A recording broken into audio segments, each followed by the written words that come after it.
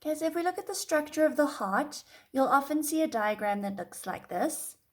And the most important thing you've got to remember is whenever you're seeing anatomy diagrams, they're always shown as they are positioned in the body. So most of the time, they're reversed because if this sits in our body, it actually sits this way around in your body, which means that everything on this side is the right and everything on this side is the left.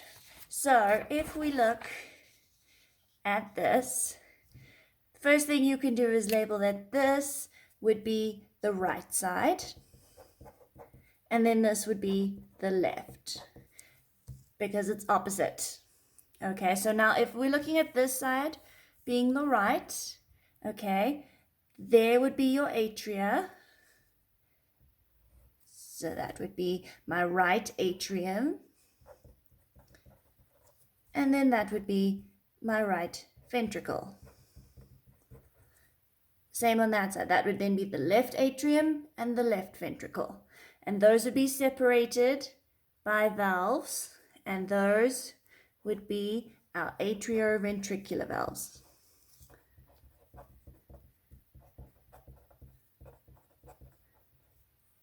So then coming into the right side of the heart, from the head and from the rest of the body, that's the same vein, and that would be the vena cava.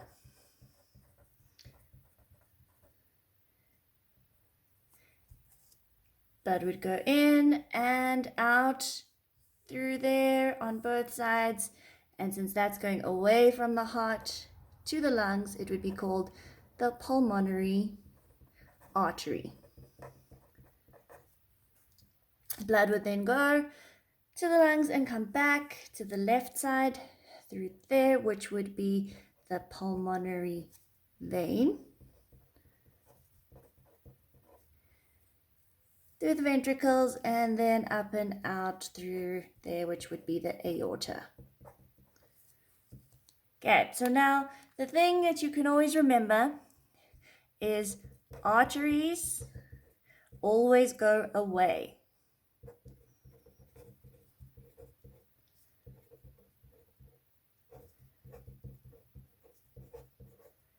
Because it's always going to be A for away. And then veins always go towards from our heart. Okay, so now if we look at the cardiac cycle. So the cardiac cycle is how blood moves through the heart in one cycle or one heartbeat, including how it moves through all of the valves. And the last little label that we need to do is the valves in the aorta and the pulmonary artery, and those ones would be called the semilunar valves. So, if I look at my cardiac cycle, I'm going to use blue for deoxygenated blood and red for oxygenated.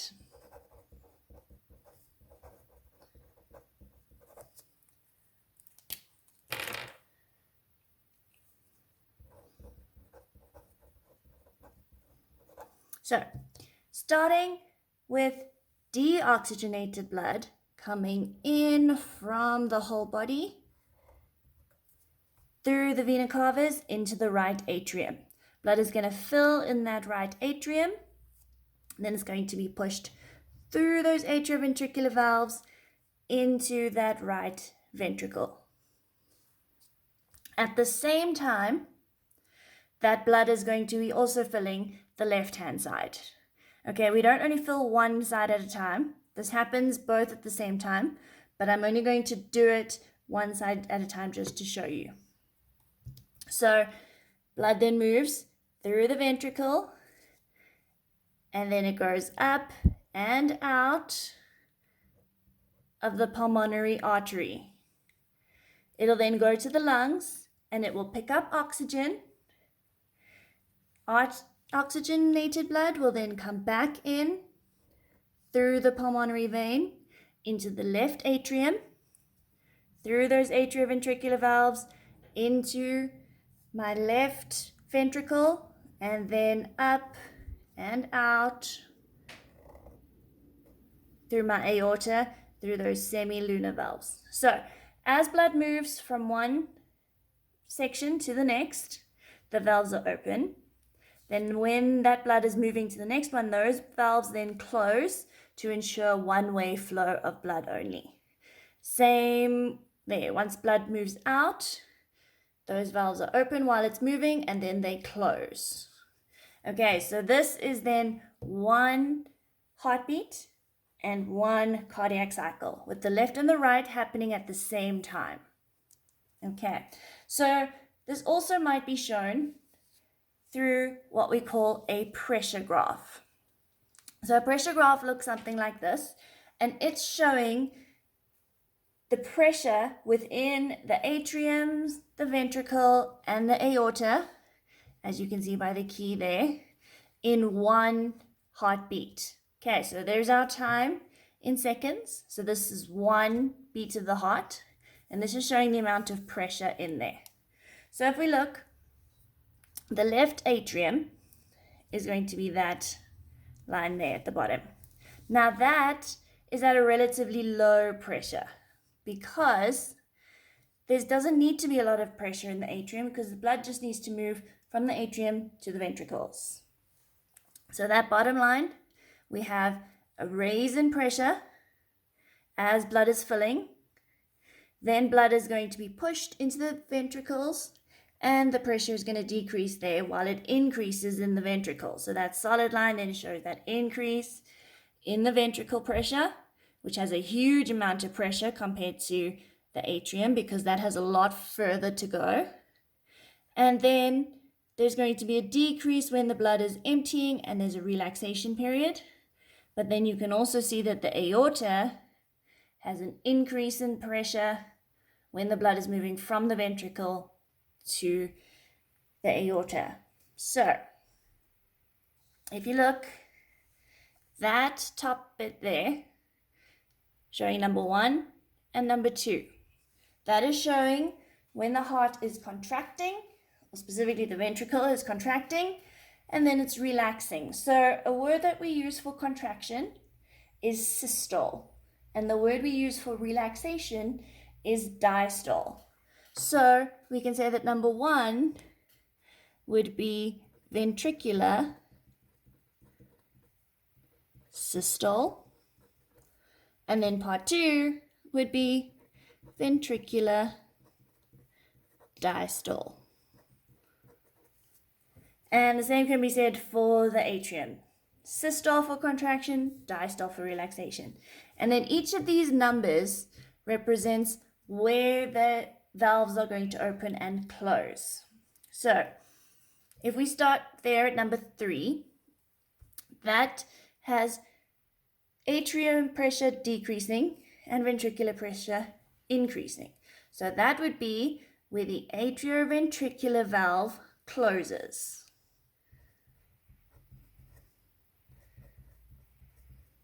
Okay, so I'm just going to abbreviate it as AV for atrioventricular valve closes. Then over there we have an overlap with our ventricle, and it shows where this starts a sharp increase with the aorta. So that is where the aortic valve or the semilunar valve is going to open because blood is going to move from the ventricle into that aorta. So there's going to be a huge pressure spike. So that is the semilunar valve opens. Then there's that decrease in pressure, which means that at number 5, my valve is going to close because now blood has moved through. So it closes to prevent the backflow.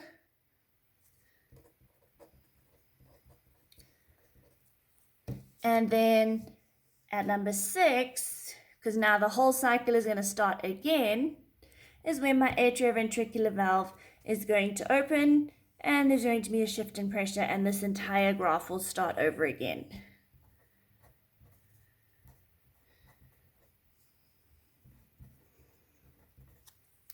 Okay, so that would just be explaining that pressure curve. So then, the other thing that's important about the heart, so if this is the cardiac cycle, where the valves open and close, and when we have systole and diastole, then the other important thing is how the heartbeat is actually controlled. And the control of the heartbeat is done by a little patch of tissue that sits in the wall of the right atrium. So in the wall, there's a little patch around there, and that little patch of tissue is called the sinoatrial node, the SAN. And what that does is it sends out a wave of excitation through both sides of the atria.